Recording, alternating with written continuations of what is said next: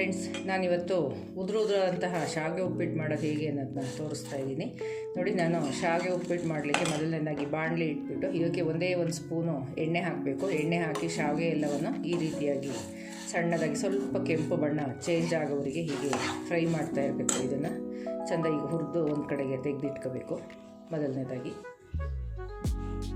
ನೋಡಿ ಫ್ರೆಂಡ್ಸ್, ಈ ರೀತಿಯಾಗಿ ಸ್ವಲ್ಪ ಕೆಂಪು ನೋಡಿ ಈ ಹದಕ್ಕೆ ನಾವು ತೆಗಿಬೇಕು. ಮೊದಲನೇದಾಗಿ ಇವನ್ನೆಲ್ಲ ತೆಗೆದಿಟ್ಕೊಳ್ಳೋಣ ಒಂದು ಕಡೆಗೆ. ಶಾವಿಗೆ ಎಲ್ಲ ಹುರಿದಾಯಿತು. ಈಗ ಒಂದು ಬಾಣಲಿ ಇಡೋಣ. ಮೊದಲನೇದಾಗಿ ಇದು ಬಿಸಿಯಾಗಿದೆ. ಇದಕ್ಕೆ ನಮಗೆ ಎಣ್ಣೆ ಎಷ್ಟು ಬೇಕು ನೋಡಿ ನಿಮ್ಮ ಅಳತೆಗೆ ಯೂಸ್ ಮಾಡಿ. ಹೀಗೆಲ್ಲ ಎಣ್ಣೆ ಯೂಸ್ ಮಾಡೋಲ್ಲ ತುಂಬ. ನೋಡಿ, ಈಗ ನಾನು ಒಂದೆರಡು ಸ್ಪೂನು ಹಾಕಿದ್ದೀನಿ. ಮತ್ತು ಎಣ್ಣೆ ಬಿಸಿಯಾಗಿದೆ. ಈಗ ಮೊದಲನೇದಾಗಿ ನಾವು ಸಾಸಿವೆ ಹಾಕೋಣ. ಎಣ್ಣೆ ಇಟ್ಟಿದ್ವಿ. ನಾನು ಇದಕ್ಕೆ ಏನೇನು ಹಾಕಿ ಮಾಡ್ತಾಯಿದ್ದೀನಿ ಅನ್ನೋದನ್ನ ತರಕಾರಿಗಳು ತೋರಿಸ್ತೀನಿ.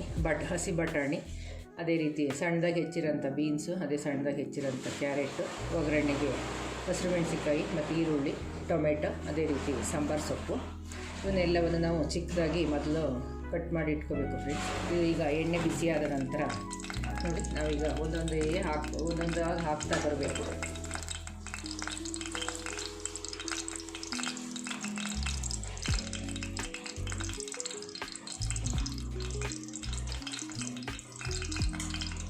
ನೋಡಿ, ಮೊದಲನೇದಾಗಿ ನಾವು ನೋಡಿ ಸಾಸಿವೆ ಹಾಕಿದ್ವಲ್ಲ, ಅದೇ ರೀತಿ ಈಗ ಹಸಿಮೆಣಸು ಹಾಕೋಣ. ಅದೇ ರೀತಿ ಈರುಳ್ಳಿ ಈ ರೀತಿ ಉದ್ದುದ್ದಾಗಿ ಹೆಚ್ಚು ಕಟ್ ಮಾಡಿ ಹಾಕಿ ಫ್ರೆಂಡ್ಸ್. ಉಪ್ಪಿಟ್ಟು ತುಂಬ ಚೆನ್ನಾಗಿರುತ್ತೆ. ನೋಡಿ, ಈ ರೀತಿಯಾಗಿ ಎಲ್ಲ ಮೊದಲನೇದಾಗಿ ಸ್ವಲ್ಪ ಈರುಳ್ಳಿ ಸ್ವಲ್ಪ ಕೆಂಪು ಬಣ್ಣ ಬರಲಿ. ಈರುಳ್ಳಿ ಸ್ವಲ್ಪ ಕೆಂಪು ಆಗ್ತಾಯಿದೆ. ಈಗ ಒಂದು ಸ್ಪೂನು ಜೀರಿಗೆ ಹಾಕೋಣ. ಜೀರಿಗೆ ಹಾಕೋದ್ರಿಂದ ಫ್ಲೇವರು ಚೆನ್ನಾಗಿರುತ್ತೆ ಯಾವಾಗಲೂ. ನೋಡಿ, ಈಗೆಲ್ಲ ಸ್ವಲ್ಪ ಬಿಸಿಯಾಗಿ ಕೆಂಪು ಆಗ್ತಾ ಬರಲಿ ಅದು ಫ್ರೆಂಡ್ಸ್. ಈ ರೀತಿಯಾಗಿ ಸ್ವಲ್ಪ ಕೆಂಪು ಬಂದಿದೆ. ಇದಕ್ಕೆ ನಾವು ಈಗ ಮೊದಲನೇದಾಗಿ ತರಕಾರಿಗಳೆಲ್ಲವನ್ನು ನಾವು ಹಾಕೋಣ, ಫ್ರೈ ಮಾಡಿ. ನೋಡಿ, ಹಸಿ ಬಟಾಣಿ ಹಾಕ್ತಾಯಿದ್ದೀನಿ. ಅದೇ ರೀತಿ ನೋಡಿ ಕ್ಯಾರೆಟ್ ಮತ್ತು ಅದೇ ರೀತಿ ಬೀನ್ಸು, ಇದೆಲ್ಲ ನೋಡಿ ಹೀಗೆ ನೀಟಾಗಿ ಫ್ರೈ ಆಗ್ತಾ ಬರಲಿ. ಅದೇ ರೀತಿ ಟೊಮೆಟೊ, ಚಿಕ್ಕದಾಗಿ ಹೆಚ್ಚಿಟ್ಟಿರ್ತಕ್ಕಂತಹ ಟೊಮೆಟೊನ ಹಾಕ್ತಾಯಿದ್ದೆ. ಇದನ್ನೆಲ್ಲ ಹಾಕಿ ಇದಕ್ಕೆ ಇದೇ ಒಗ್ಗರಣೆಗೆ ನಮಗೆ ಉಪ್ಪು ಹಾಕಬೇಕು ಫ್ರೆಂಡ್ಸ್. ಉಪ್ಪು ಹಾಕೋದ್ರಿಂದ ತರಕಾರಿಗಳಿಗೂ ಸಹ ಉಪ್ಪಿನಂಶ ಚೆನ್ನಾಗಿ ಹಿಡಿಯುತ್ತೆ ಮತ್ತು ಬೇಯಲಿಕ್ಕೂ ಸಹ ಈಸಿ ಆಗುತ್ತೆ. ಅದು ಹೀಗೆ. ಮತ್ತು ಅದೇ ರೀತಿ ಇದಕ್ಕೆ ಒಂದೇ ಒಂದು ನೋಡಿ ಒಂದು ಚಿಟಕ ಶುಂಠಿ ಬೆಳ್ಳುಳ್ಳಿ ಪೇಸ್ಟ್ ಹಾಕ್ತಾಯಿದ್ದೀನಿ. ಹಾಕೋದ್ರಿಂದ ಶಾವಿಗೆ ಉಪ್ಪಿಟ್ಟು ಫ್ಲೇವರು ತುಂಬ ಚೆನ್ನಾಗಿರುತ್ತೆ. ಅದು ಹೀಗೆ ಎಲ್ಲವನ್ನು ಚೆನ್ನಾಗಿ ಒಂದು 10 ನಿಮಿಷಗಳ ಕಾಲ ಚೆನ್ನಾಗಿ ತರಕಾರಿಗಳೆಲ್ಲ ಫ್ರೈ ಆಗಲಿ. ನೋಡಿ ಫ್ರೆಂಡ್ಸ್, ಈಗಲೇ ಒಂದು ಚಿಟ್ಕ ನೋಡಿ ಹಳದಿ ಪೌಡ್ರು, ಅರಿಶಿಣನ ಹಾಕಿ. ನಿಮಗೆ ಕಲರ್ ಬೇಕಾದವರು ಅರಿಶಿಣ ಯೂಸ್ ಮಾಡಿ, ಬೇಡ ಅಂದರೆ ಹಾಗೆ ಮಾಡಿ. ನೋಡಿ ಫ್ರೆಂಡ್ಸ್, ತರಕಾರಿಗಳೆಲ್ಲ ಸ್ವಲ್ಪ ಚೆಂದ ಎಣ್ಣೆಯಲ್ಲಿ ಬೆಂದಿದ್ದಾವೆ. ಇದಕ್ಕೆ ನಾನು ನೋಡಿ ಒಂದೂವರೆ ಲೋಟದಷ್ಟು ನೀರು ಹಾಕೋಣ. ಇದಕ್ಕೆ 1 ಲೋಟದಷ್ಟು ಶಾವಿಗೆ ಇದ್ದಾವೆ. ನೀವು ಅಳತೆ ಬೇಕು ಅಂದವ್ರು ಹಾಕಿ, ಇಲ್ಲ ಅಂದರೆ ಅಂದಾಜಲ್ಲಿ ಹಾಕ್ಬೋದು. 1 ಲೋಟದಷ್ಟು ಶಾವಿಗೆ ಇದ್ದಾವೆ. ಇವನ್ನ ನಾನು 1.5 ಕಪ್ಪು ನೀರು ಹಾಕ್ತಾಯಿದ್ದೀನಿ. ಸ್ವಲ್ಪ ನೀರು ಕಡಿಮೆ ಹಾಕೋದ್ರಿಂದ ಶಾವಿಗೆ ಉಪ್ಪಿಟ್ಟು ಉದುರಾಗಿ ಬರುತ್ತೆ.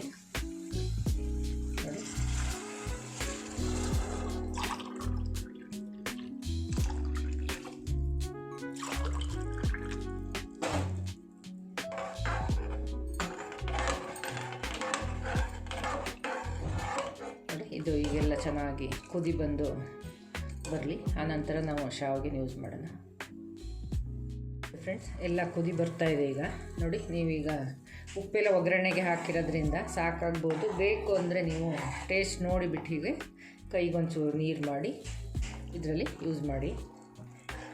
ನೋಡಿ, ನಾನು ಉಪ್ಪು ಕರೆಕ್ಟಿದೆ, ಹಾಗಾಗಿ ಉಪ್ಪೇನು ಹಾಕ್ತಾಯಿಲ್ಲ ಫ್ರೆಂಡ್ಸ್. ಈಗ ನಾನು ಇವೆಲ್ಲ ತರಕಾರಿಗಳು ಬರ್ತಾಯಿದೆಯಲ್ಲ, ಇವನ್ನೆಲ್ಲ ಈಗ ಶಾವಿಗೆನ ಹೀಗೆ ಹಾಕೋಣ. ನೋಡಿ, ಈಗ ಹಾಕಿ ಒಂದು 10 ನಿಮಿಷಗಳ ಕಾಲ ಚೆನ್ನಾಗಿ ಕುದಿಲಿಕ್ಕೆ ಬಿಡೋಣ.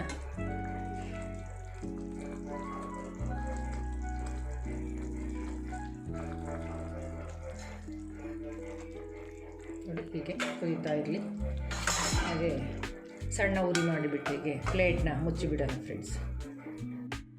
ನೋಡಿ ಫ್ರೆಂಡ್ಸ್, ಎಷ್ಟು ಉದುರಾಗಿ ಬಂದಿದೆ. ಇದಕ್ಕೀಗ ನಾವು ಕಟ್ ಮಾಡಿರತಕ್ಕಂತಹ ಸಾಂಬಾರು ಸೊಪ್ಪನ್ನ ಯೂಸ್ ಮಾಡೋಣ. ಹೀಗೆ ಹಾಕಿ ಮಿಕ್ಸ್ ಮಾಡೋಣ. ನಾನು ಟೊಮೆಟೊ ಹಾಕೋದ್ರಿಂದ ಹುಳಿ ಹಾಕ್ತಾಯಿಲ್ಲ. ನಿಮಗೆ ಬೇಕು ಅಂದರೆ ಮೇಲೆ ಒಂಚೂರು ನಿಂಬೆ ಹುಳಿ ಆ್ಯಡ್ ಮಾಡಿ ಫ್ರೆಂಡ್ಸ್. ಮಾಡಿ ಬೇಕು ಅಂದವರು ತೆಂಗಿನಕಾಯಿ ಸಹ ಯೂಸ್ ಮಾಡ್ಕೋಬೋದು. ನೋಡಿ ಹೇಗೆ ಉದುರಾಗಿ ತುಂಬ ಚೆನ್ನಾಗಿ ಬಂದಿದೆ ನೋಡಿ ಹೀಗೆ.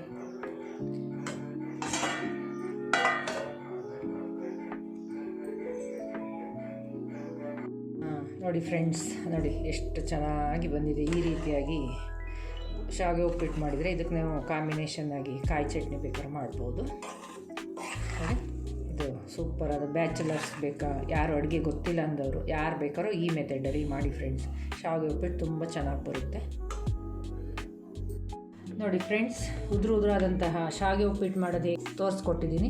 ಈ ರೆಸಿಪಿ ಇಷ್ಟ ಆದರೆ ನೀವು ಸಹ ಒಮ್ಮೆ ಟ್ರೈ ಮಾಡಿ ನೋಡಿ. ನಿಮ್ಮ ಅಭಿಪ್ರಾಯ ಹೇಗೆ ಅನ್ನೋದನ್ನ ಕಮೆಂಟ್ ಬಾಕ್ಸಲ್ಲಿ ತಿಳಿಸ್ತಾ ಬನ್ನಿ. ಅದೇ ರೀತಿ ನನ್ನ ರೆಸಿಪಿನ ಶೇರ್ ಮಾಡಿ. ಅದೇ ರೀತಿ ನನ್ನ ಚಾನಲ್ಗೆ ಸಬ್ಸ್ಕ್ರೈಬ್ ಮಾಡೋದನ್ನ ಮರಿಬೇಡಿ.